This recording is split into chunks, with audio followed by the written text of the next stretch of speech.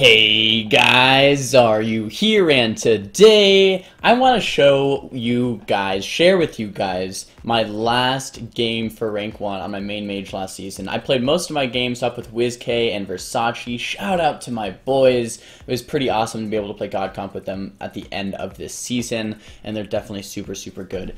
Right here, we're opening here against a Disc Priest, a Sub Rogue, and a Survival Hunter. These guys were a pretty high Thug Cleave queuing. They were bouncing between 28 and 2900, maybe even a little bit higher. I was about 2900 going into this game, and I think safe rank 1 was like 2905 or something. So I needed basically one more win. This is my last win, and I was like, uh-oh. Let's get this. I want to really note my positioning here, or our team's positioning. Paladin is in the corner of the map.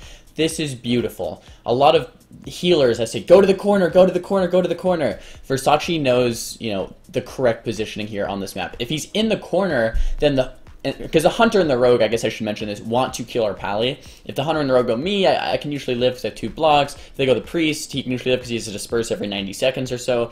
The best strat, I think, is to go on our Paladin. So the Paladin knows this, and he's going to the corner. This is good because the Hunter and the Rogue are going to open on the Pally all the way in the corner, and then the Priest, to heal the Hunter and the Rogue, is going to have to come out to heal them. This is important because if the Priest comes out to heal them, I can CC the Priest very easily. So before the game even starts, I kind of want to paint this picture of the Pally's in the corner, the Hunter and the Rogue are going to be chasing him and attacking him. The Priest is going to have to push in to heal them because we're doing damage to both the Hunter and the Rogue, and we're going to be going for CCs onto the Priest so that when the Priest comes in to heal, we get CCs on the Priest. Sheeps, fears, silences, and then with a Hajj or something on the Hunter, big damage, rinse and repeat a couple times. Hopefully, by the time we rotate all our defensives, Bubble, Bops, Life Swap, they're going to rotate through all their defensives.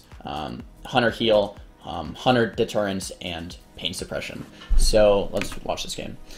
Game starts, I trinket immediately on that mind control, get huge damage out, trying to get some type of CC on the Priest. My Shadow Priest silences their Disc Priest, and I get a full sheep out of that silence, which is very nice, because if I didn't go out of the silence, he would have had an opportunity to Premonition or Shadow Death the sheep. I get a half sheep off of the full sheep, going for a quarter sheep. I do land the quarter sheep, and the fear comes out. The Priest is undead, so he wills that fear, and the Hunter and the Rogue are back on my Pally. My Pally's getting very low here, but the Hunter and the Rogue are taking so much damage just from my Blizzard, just from my Orb. I'm running Splitting Ice once again in this game. And I think what I kind of want to mention here, they do force swap here.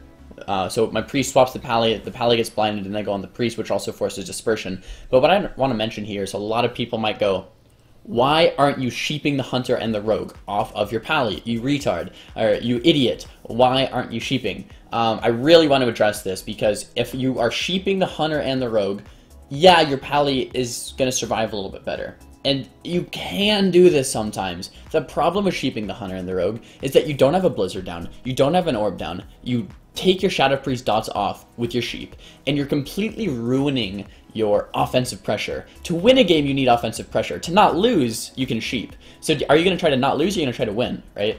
If you try to not lose for enough time, you're going to eventually just still lose. With God Comp, at least, you need to stay offensive. You need to keep the Orb down. You need to keep the guys dotted. You need to keep the Blizzard down. So instead of peeling with your sheeps, you're peeling with your slows. I'm running Frigid Winds in this matchup. I am just keeping them nice and slow, and kind of going from there. Let me rewind this just a sec. I go for a sheep onto the Priest, I cancel my cast, and we fake Premonition, fake Death, get the full sheep onto the Priest here, get a couple more cast off onto this Hunter, put an Orb out, get a re-sheep. Hunter's very low, we force his Turtle. Okay, so that's pretty much the last defensive cooldown here. We get a full fear off of the triple sheep, and boom, into a full Hajj. So we can actually use the Hajj as CC if we need to, or we can use the Hajj on the main target. But look at this, guys. Hunter goes down, they're out of defensive cooldowns. If we peeled, we might have not had to use swap or disperse, but then they might have not had to use any defensives, and then we would have, our swap and disperse are swap is a very long cooldown, so then they kind of could just run and then do it again, and then we're not gonna have swap. So yeah, lesson here in this video, guys. Peeling doesn't have to be with sheeps. Offensive pressure, the best defense is a good offense, right? In God Comp right now. Offensive pressure is the name of the game for letting yourself win the game or setting yourself up to win the game. Because if you're playing too defensive, you're just not going to win. So yeah, here's this game. This is my last game for rank 1. I was pretty happy about it. I think we got... I got a little over 2,900, which I think was safe rank 1. Hopefully it's safe rank 1, or else this whole video is pointless and I didn't get it, but I think that was safe rank 1.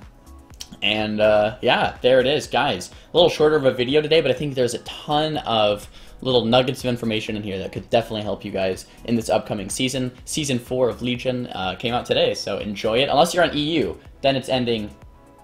Well, yeah, I guess by the time the video... Okay, if you're on EU, it'll still be out today. So enjoy Season 4, guys. Thumbs the video up if you liked it. Thumbs it down if you didn't. Talk to me in the comments below. Don't forget to subscribe. And I'll see you guys next time. Peace!